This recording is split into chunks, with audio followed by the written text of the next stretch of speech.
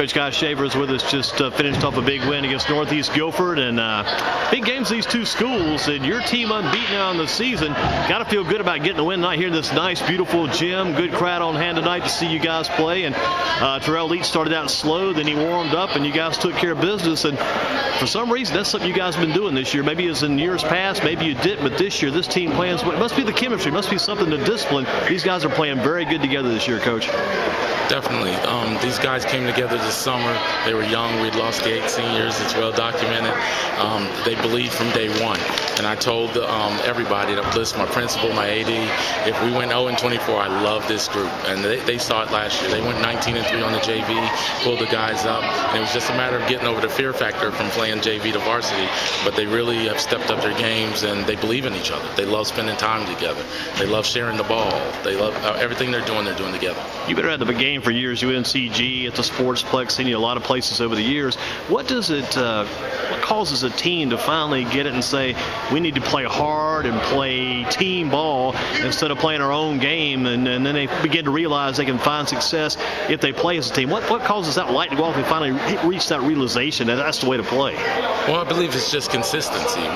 When you tell them as a coach that you're going to do something, if you'll do it and be consistent with you, I think in return, when they see the things starting to work, you got to have it work some, and then they can buy in.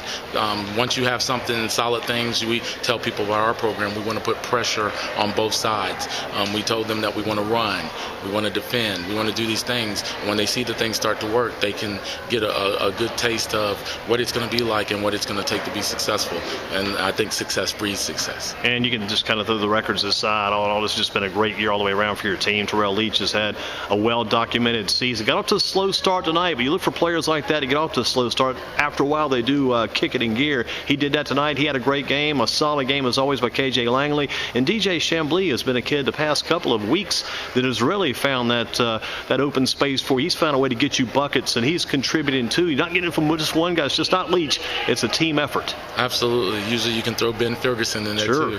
DJ has really stepped up and has embraced, even though he's a guard, playing and being long and playing big for us, for as big as we can play. We're not the biggest team. We don't pass the airport test, but those guys have really bought into their roles. So having 3 guys that can bring the ball, between Leech, Langley, and DJ, it really helps to create a kind of a mismatch. So you have somebody's power forward guarding DJ. You can get your stuff. For a while, they tried to take Langley away, and those other guys could step in and play those roles and accept what I've asked them to do. And that's something Northeast tried to use early in the game, tried to use some of their height advantage, tried to maybe exploit you guys a little bit on the inside. How did you get around that again? Explain that for us again, how you got through that tonight. Well, Northeast is very well coached. Coach Turner is one of the best coaches in this area. Northeast, is kind of standard in that 3A in this area. And we figured that if they were going to beat us, they were going to have to beat us from the outside. So at first, they stretched us out. They kind of got a couple easy baskets. I think they went up like 15-6. And we kind of switched gears and slowed down and challenged them to make shots. And we figured that if we could protect the lane and kind of take away some of their length, we've seen them once or twice this year. And their scores have been all over, so it's been difficult. I think Northern kind of took the best shot at them, and so we kind of stole a little of that and were able to successfully keep them from just taking uncontested jump shots and then trying to give them as few looks at the basket as possible. And you get this game in on kind of a strange Wednesday night, middle of the week, and you've got more conference games coming. I heard the PA man mention you've got Northwest coming here next Tuesday night. I'm sure they've got some ideas about what happened at their place, 90-70. You beat them over there. That's one of the games. I know games really got you going from the very beginning. That's one of the games at the end of the season that really seemed to kind of kick you guys and give you that was a huge jump start for you.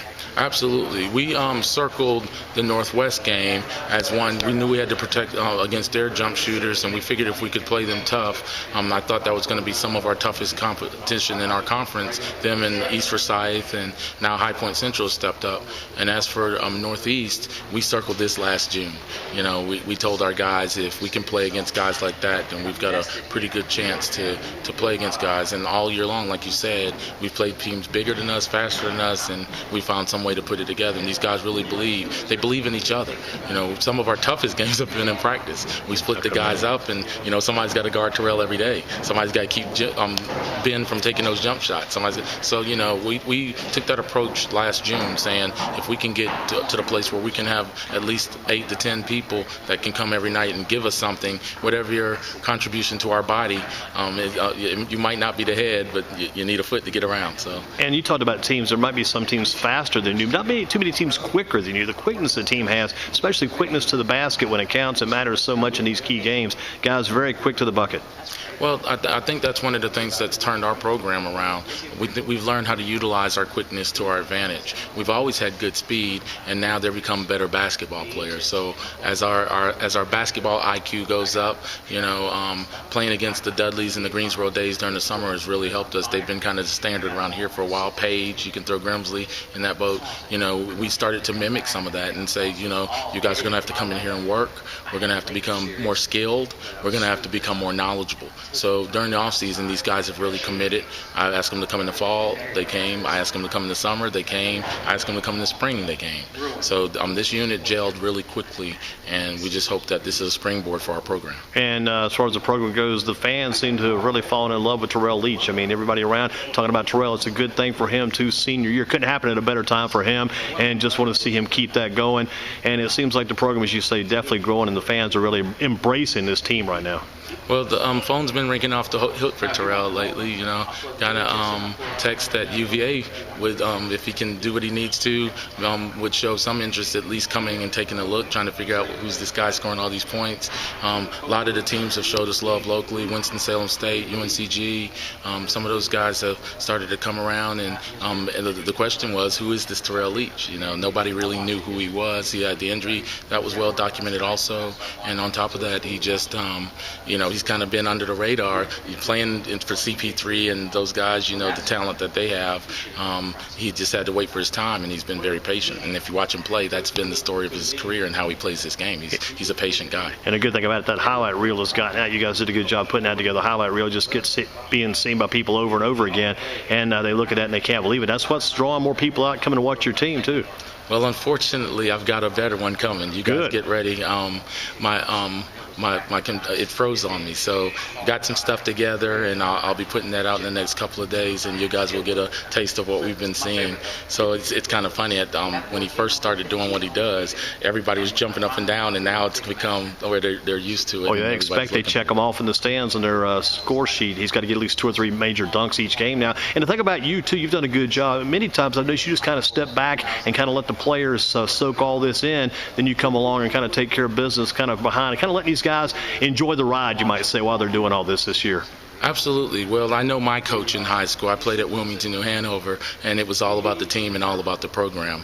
And I like to do the same thing. This is all about them. I want opportunities for them to be seen and get the opportunity to go on and do something else after high school. That's what I want more than anything. What about next up for you? What happens? What's next on Friday? Friday we've got Southern Alamance. We've got to go to Burlington, and it'll be an interesting matchup. They run some of the same style we do as they kind of scramble around, but they've got a couple of bigger, thicker bodies inside that'll try to bang. I know that Burnett kid's a pretty tough kid. Absolutely, absolutely. If his sister were in your game, I think she'd be pretty tough to compete against. I think so. Yeah. She's a special player. We got a chance to see her back in the fall, and we got to see them. We had a little jamboree up there that we went to, and of course they came down to our Christmas tournament, so got a chance to look at them and got a chance to look at her. She's doing a great job this year. Well, Coach, you're doing a super job with the team. All you got to do is just told the guys at Greensboro this past Saturday night when they knocked off Wesleyan. All you got to do is just win the rest of your games, win the state championship. Just keep doing what you're doing, right? That is definitely the plan. Definitely the plan. Keep up the good work. I appreciate you. Coach Guy Shaver, Southwest Guilford Cowboys, again victorious tonight, knocking off the Northeast Guilford Rams. And that takes you guys now to, 16-0 in the season? 16-0 in the season. Keep up the good work, Coach. Thank you.